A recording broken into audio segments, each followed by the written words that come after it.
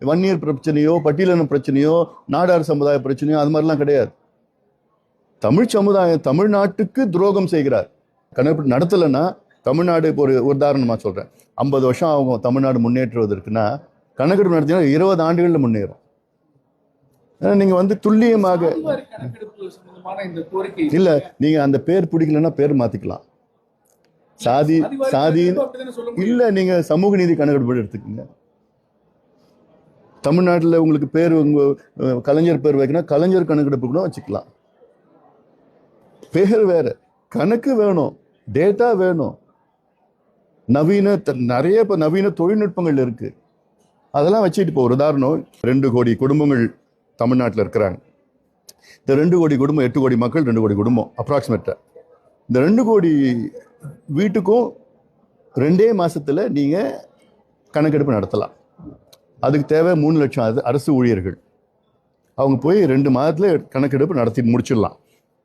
அவங்க போய் கேள்வி கேட்கறது என்னன்னா, முதல்ல எத்தனை பேர் இருக்கிறாங்க, என்ன மதத்தை சார்ந்தவர்கள், அதுல என்ன சாதியை சார்ந்தவர்கள், ஹிந்துன்னா இப்ப என்ன சாதி, சாதினா என்ன உட்பிரிவு இருக்கு, இது ஒரு பக்கம். அடுத்து எத்தனை பேர் இருக்கிறாங்க வீட்டில், அவங்க வீட்டில் எத்தனை பேர்னா இது சொந்த வீடா வாடகை வீடா, இது குடிசை வீடா கல் வீடா ஓட்டு வீடா, அந்த வீடு எவ்வளோ ஸ்கொயர் ஃபீட் இருக்கு, அந்த வீட்டில் எத்தனை பாத்ரூம் இருக்கு, பாத்ரூம்ல தண்ணி வருதா, வீட்டில் கரண்ட் இருக்கா இல்லை சோலார் இருக்கா, வீட்டில் எத்தனை பேர் படிச்சிருக்கிறாங்க, எத்தனை பேர் பட்டதாரிகள், எத்தனை மருத்துவர்கள், எத்தனை பொறியாளர்கள், எத்தனை அரசு ஊழியர், அரசு வேலைகள், எத்தனை தனியார் வேலை, எவ்வளோ வருமானம் இருக்கு, அந்த வீட்டில் வந்து எவ்வளோ நிலம் வச்சிருக்கிறாங்க, நிலம் ஓனர்ஸா இல்லை கூலி வேலைகளா, இல்லை வீட்டில் டிராக்டர் இருக்கா, கார் இருக்கா, என்ன கார், என்ன மேக், சைக்கிளா பைக்கா, இந்த மாதிரி ஒரு 70 கேள்விகள் கேட்டு டேட்டாவில் ஃபீட் பண்ணுங்க, கம்ப்யூட்டரில் போடுங்க.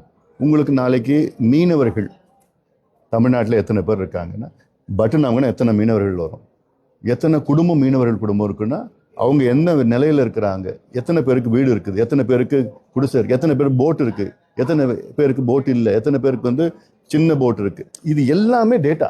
ரிசர்வேஷன் மட்டும் கிடையாது, நீங்க சமூக திட்டங்கள் இருக்கு, நலத்திட்டங்கள் இருக்கு, அதை நீங்க கொடுக்கணும்.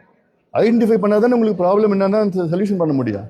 நீங்க ப்ராப்ளமே நீங்க தெரிஞ்சுக்க வேண்டாம், நான் தெரிஞ்சுக்கவே மாட்டேன், என்ன பிரச்சனைன்னு நான் தெரிஞ்சுக்கிறதுக்கு விருப்பம் இல்லை அப்படின்னு முதலமைச்சர் சொல்லிட்டு இருக்கிறாருன்னா அவர் என்ன நிர்வாகம், என்ன முதலமைச்சர், என்ன சமூக நீதி, என்ன சமூக நீதி பத்தி நீங்க பேசுறீங்க?